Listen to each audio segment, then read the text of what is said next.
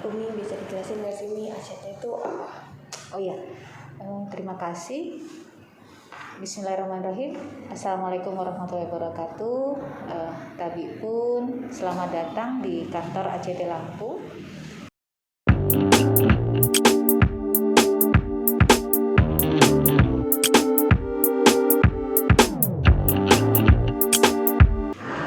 Kantor ACT Lampung sendiri ini sudah dibuka sejak tanggal 10 November 2017.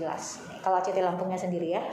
Sementara kalau untuk di Jakarta, kantor pusat kami di Menara 165, ACT sendiri itu sudah terbentuk sejak tanggal 21 April tahun 2005.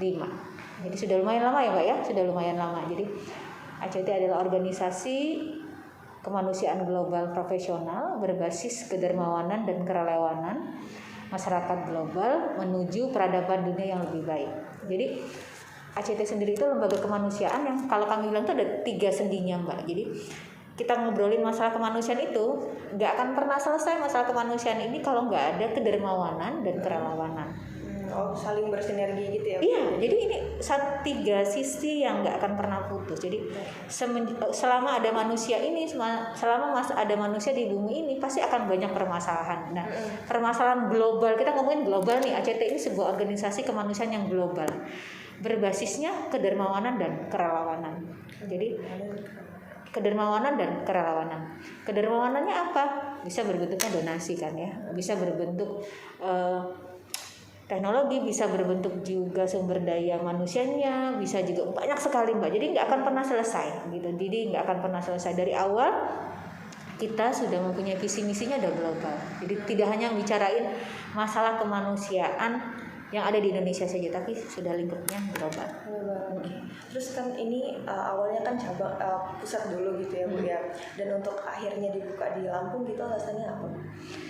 Alasannya tadi dari visi misi tadi kita Mbak. Jadi kan karena kita organisasi kemanusiaan global, otomatis kita juga harus punya cabang kan.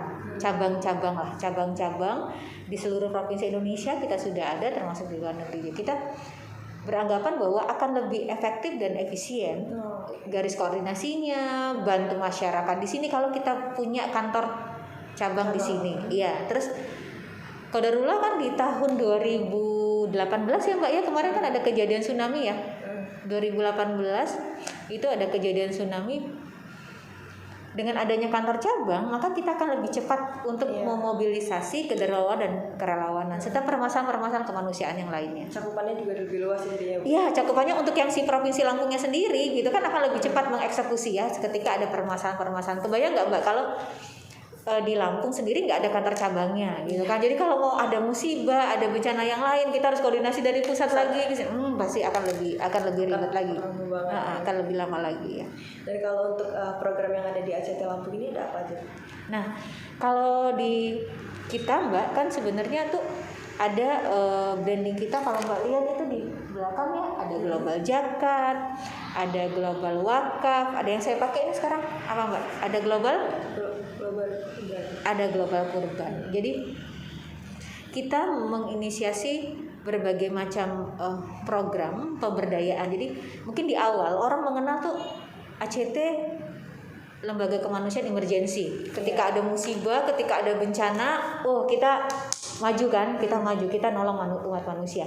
Tetapi tidak banyak yang tahu sebenarnya atau belum terlalu masif khususnya Provinsi Lampung bahwa banyak lagi program-program pemberdayaan yang berbasisnya tadi ada global zakatnya, global kurbannya, global wakafnya, ya kan? Di global zakat kita ada program apa? Salah satunya di belakang ini Mbak. Sahabat Guru Indonesia. Kenapa kita anggap penting nih? Guru ini kan gak ada terdepan untuk mendidik anak-anak bangsa setelah dalam keluarganya. Tapi Mbak juga tahu kan masih banyak yang guru-guru di pelosok itu yang mendapatkan rewardnya tidak sebanding dengan pengorbanannya. Ya, betul. Nah, kita mencoba untuk membantu itu Mbak gitu. Jangan sampai nanti sumbangsi mereka, peran serta mereka untuk mendidik anak bangsa ini gitu akan jadi letoy kan gitu kan, walaupun mereka tetap semangat kan Mbak. Mbak pernah dengar nggak ada yang cuma dibayar berapa Mbak? 100.000? Iya, 300.000. Ada yang pernah dibayarnya 75.000. Realistis nggak Mbak dengan kebutuhan yang sekarang? Tidak. Nah kita mencoba gini, jadi peran utama ketika sebuah cabang dibuka, dia harus bisa membantu memecahkan permasalahan yang ada di tempat tersebut. Gitu. Kedua, kalau wakaf, global wakaf, apa yang kami lakukan? Apa yang ACT Lampung lakukan? Kami sudah menginisiasi pembangunan sumur-sumur wakaf di beberapa kabupaten kota. Mulai dari Kabupaten Tanggamus, Kabupaten Prengsewu, Pesawaran, Bandar Lampung, Lampung Selatan, Lampung Tengah, Waikanan, Mesuji. Oh, ada 8. Sudah ada di 8 kabupaten.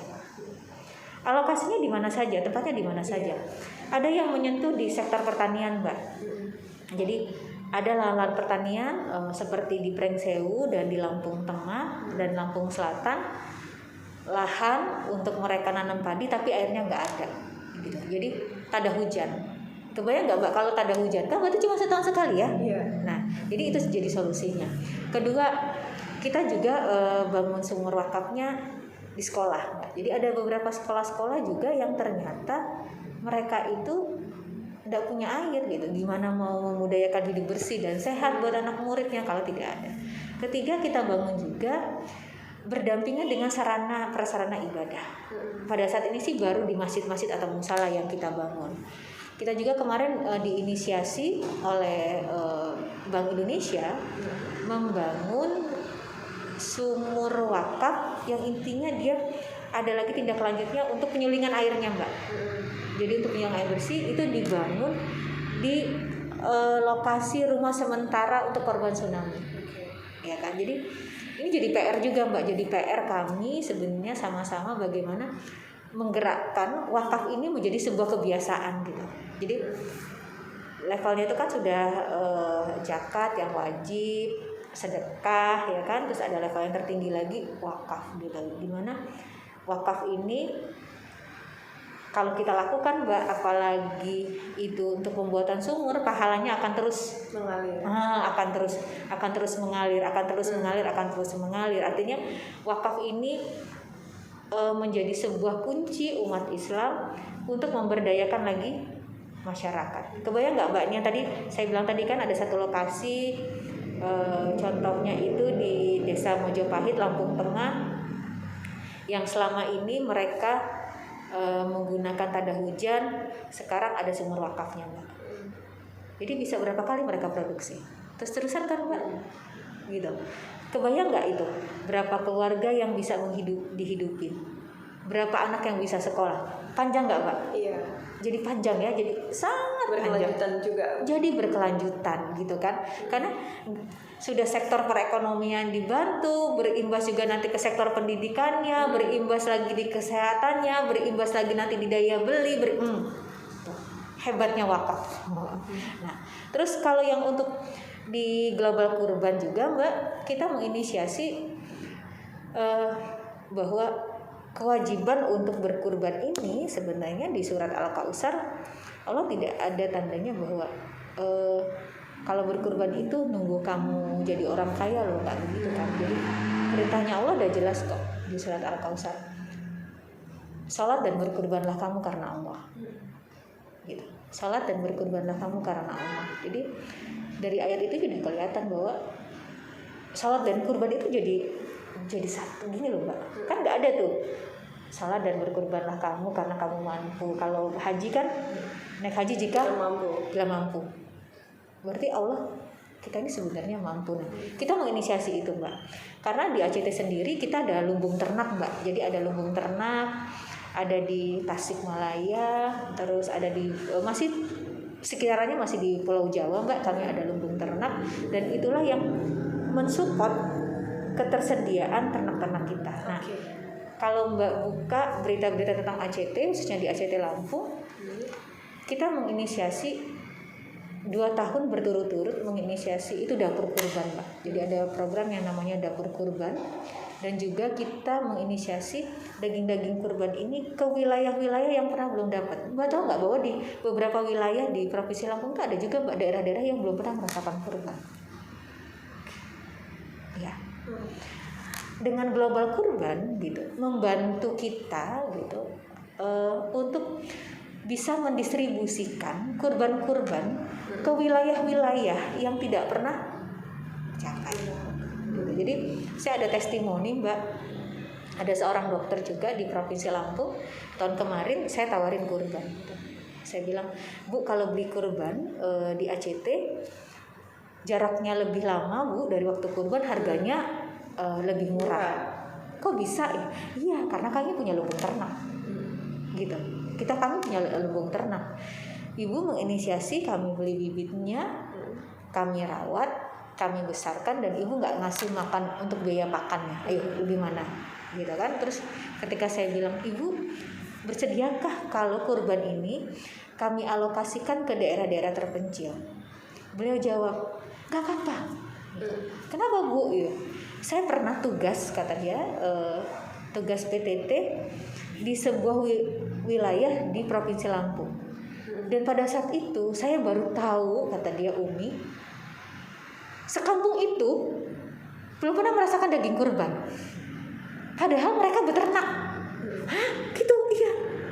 Oh gitu? Iya, seperti itu. Jadi ketika saya kasih testimoni kenapa global kurban memanajemenin supaya distribusi kurban itu merata gitu, beliau sudah langsung nyambung gitu kan, karena beliau merasakan sendiri gitu ya.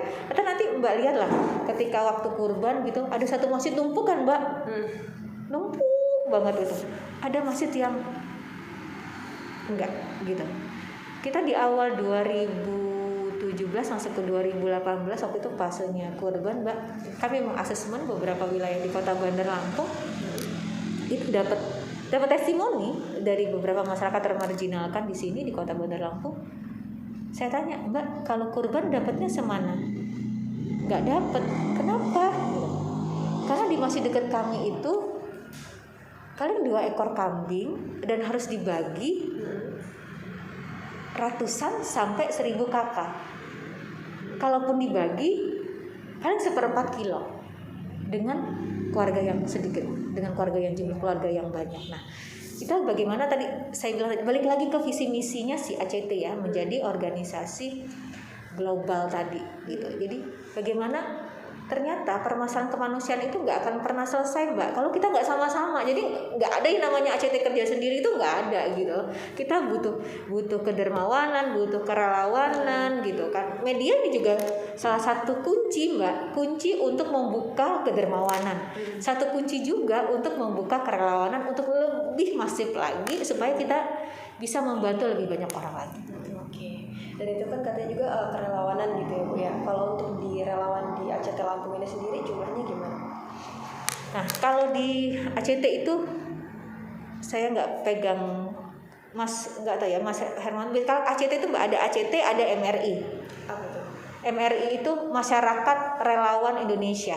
Nah yang seperti itu Mbak, Masyarakat Relawan Indonesia. Oh, iya. Relawannya ACT itu tergabung di Masyarakat Relawan Indonesia. Jadi qadarullah lah, ketika terjadi bencana tsunami kemarin, itu akhirnya relawannya datang sendiri kan Mbak. Di database kita udah ratusan gitu kan, dari medisnya, dari tenaga pengajarnya, dari masyarakat biasanya, dari teman-teman relawan yang bisa menangani emergensi, termasuk adalah media sebenarnya gitu. Jadi di ACT Lampung kita punya JFH, Jurnalis for Humanity, ya kan? Itu kan nggak dibayar Mbak, enggak? Itu relawan bukan? Relawan. Mereka memberikan waktunya, memberikan pikirannya, membuat berita kemanusiaan, ya kan? Dari aksi-aksinya ACT. Dan kita sudah tergabung sekitar 70-an ada ya, sekitar 70. Nah itu dari media aja Mbak relawannya, ya kan? Dari media sendiri tuh, belum dari yang lain. belum dari yang lain gitu kan.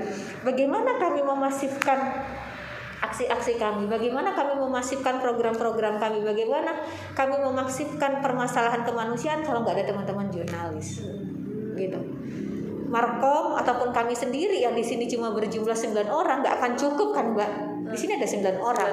Jadi strukturnya ada kepala cabang, kemudian ada bagian perumahan adminnya, terus di bawahnya itu ada bagian program dan ada home, head of marketing. Di bawah head of marketing ini ada Markom, ada partnership dan ada frontlinernya, ada CRO.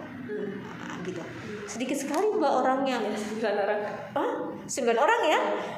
Dengan mencoba berkolaborasi, mencoba berelaborasi dengan semua pihak untuk menyelesaikan permasalahannya, permasalahan kemanusiaan. Kalau misalkan kita mau jadi relawan gitu, itu apakah harus ada bencana dulu atau? Oh enggak dong, aduh nggak amit. Ya Allah, jauh-jauhkanlah ya Allah, mudah-mudahan Provinsi Lampung ini dijauhkan dari semua musibah gitu. Kita juga bisa melalui ini lagi hektik ya, jadi mohon maaf ya Mbak, pakai masker karena ini SOP kita juga gitu. Jadi harus pakai masker dan menjaga jarak kalau bisa gitu, jaga jarak untuk sama-sama kita cegah corona terutama di Provinsi Lampung. Jadi nggak mesti harus ada bencana Mbak gitu. Kita ada program-program pemberdayaan dari inisiasi di ACT-nya ataupun di Global Jakarta-nya, salah satunya adalah bengkel gizi. Ada bengkel gizi. Kami juga ada rumah belajar. Nah, terus ada program yang kemarin udah berjalan Mbak, tapi sempat terhenti karena ada corona ini. Jadi dapur mobile itu kita masak Mbak keliling di komunitas-komunitas, mengedukasi mereka bagaimana mereka bisa masak makanan yang sehat walaupun keadaan ekonomi mereka di bawah. Terus ada juga program kita permodalan untuk UMKM gitu. Dan ini yang menginisiasinya sebenarnya pengusaha-pengusaha di Lampung juga Mbak gitu. Saya bilang tadi permasalahan kemanusiaan itu nggak akan pernah selesai, nggak akan pernah habis kalau nggak ada kedermawanan dan kerawanan. Jadi Mbak juga harus daftar ke sini Mbak. Kalau untuk prosedurnya itu kira-kira gimana tuh? Prosedurnya gini, boleh nanti telepon kantor ACT Lampung dan juga datang sendiri atau DM. Kan kalau anak-anak muda kan Mbak, DM saja, nanti akan dicatat gitu kan, dicatat terus pasti kami akan interview dulu keahliannya di mana nih gitu kan. Bisa dia di jurnalis misalnya, dia bisa ngajar, dia bisa masak, atau dia ada keahlian untuk emergency. Nah jadi ketika nanti kami ada kegiatan-kegiatan gitu, kami bisa kontak gitu. Tapi setiap hari Mbak selalu ada aksi kemanusiaan. Jadi kita setiap hari sebenarnya membutuhkan relawan. Saya itu juga lagi nyari relawan Mbak. Cari relawan yang perempuan yang bisa jadi driver Mbak. Oke, berarti itu bakal ada seleksinya juga gitu ya Mbak? Untuk ditempatin di mana gitu. Oh iya, bukan seleksi lah ya, banyak ke interviewnya lah ya. Sebenarnya ke interview gini Mbak. Misalnya kayak kita di bengkel gizi yang letaknya di Bakung, ya kan? Kita kasih pemeriksaan kesehatan, kita kasih makanan gizi juga buat anak-anak di pembuangan sampah. Kalau relawannya ternyata nggak suka anak-anak gimana?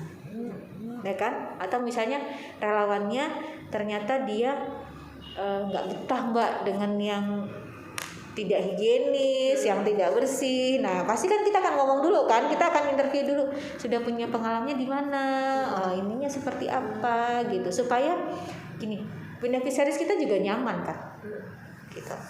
Ada lagi Mbak? Terus kira-kira ke depannya gitu Bu, apalagi yang bakalan dilakukan sama ACT gitu, apakah ada gebrakan-gebrakan baru gitu mungkin untuk aksinya? Kalau yang banyak Mbak, banyak sekali yang bisa kita lakukan, baik dari ACT-nya sendiri, Global Zakatnya, Global Wakafnya, terus di Global Kurbannya masih banyak. Kita memang agak sedikit meng-hold beberapa kegiatan yang berinteraksi keluar ke kabupaten karena corona ini ya Mbak, karena corona ini. Tapi paling terdepan ini adalah Mbak rasakan bahwa corona ini sebenarnya paling berimbasnya di masyarakat menengah ke bawah kan Mbak, ya kan, menengah ke bawah. kemarin kami sudah menginisiasi pembagian sembako untuk teman-teman ojol gitu. Dan dari prediksi teman-teman UMKM, prediksi teman-teman yang ahli ekonomi, ini mungkin sampai akhir tahun ya Mbak akan berimbas. Warung-warung kecil tutup, ya kan? Warung-warung kecil tutup, terus banyak lapangan pekerjaannya juga tutup, gitu. Karena nggak bisa balance lagi antara operasional dengan penghasilan. Jadi saya ngobrol-ngobrol sama teman-teman tuh sebenarnya alasan tutupnya itu kan Mbak. Alasannya karena operasionalnya tidak sebanding lagi dengan penghasilannya. Akhirnya teman-teman dirumahkan. Ini akan jadi sebuah permasalahan besar gitu. Depan lagi kita mau ngadepin Ramadan nih Mbak. Iya. Udah menikah belum? Belum.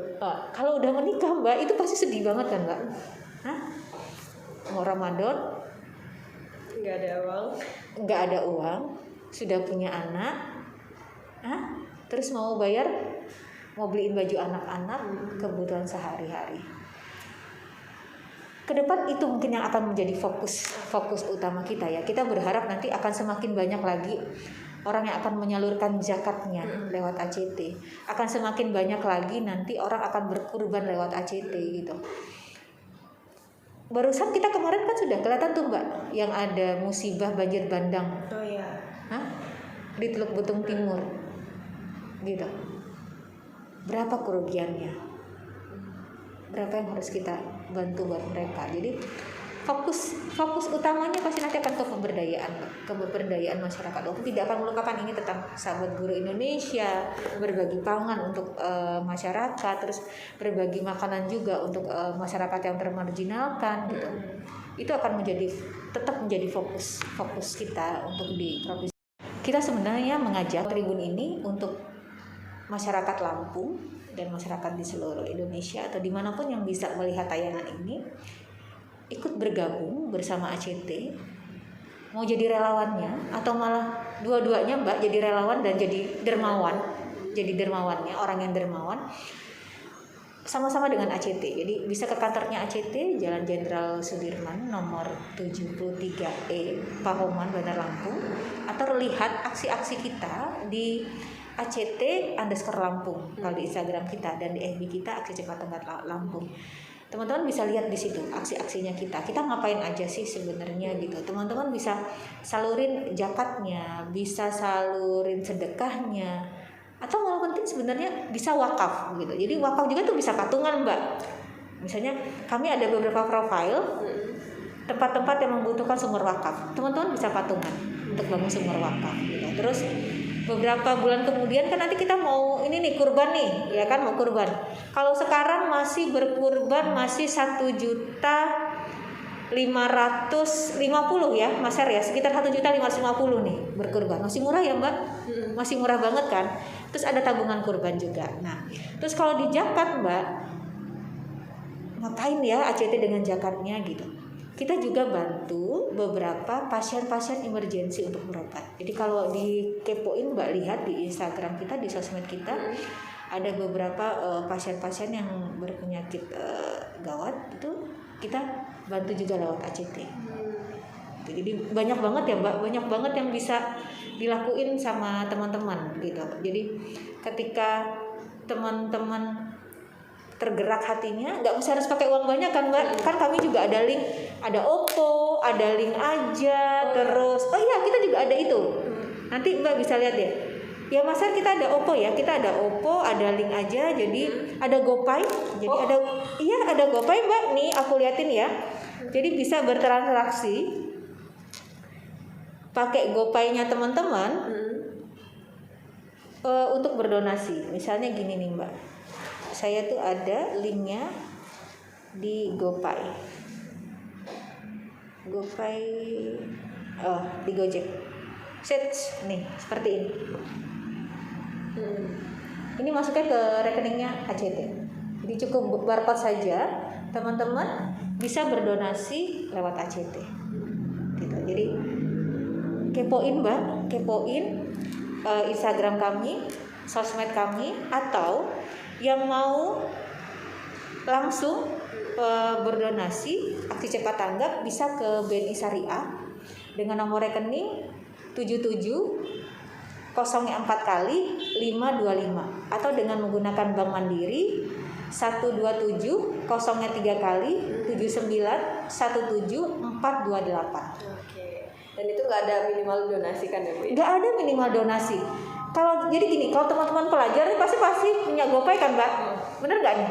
Anak-anak siswa sekarang kan pasti udah punya GoPay kan? Dia kan bisa, Mbak, 1.000 pakai 1.000 aja GoPay, pakai barcode-nya kita, dia bisa berdonasi. Ibu juga diterima ya Bu ya? Kita pernah berdonasi Rp1 Mas tahun kemarin ya, ketika launching GoPay. Kita launching gitu dengan teman-teman Gojek, dengan Rp1 kamu bisa berdonasi. Rp1 Mbak bisa berdonasi Rp1, tapi kalau dikali 1 juta orang Mbak, jadinya tetap 1 juta kan. Oke, terima kasih banyak Ibu.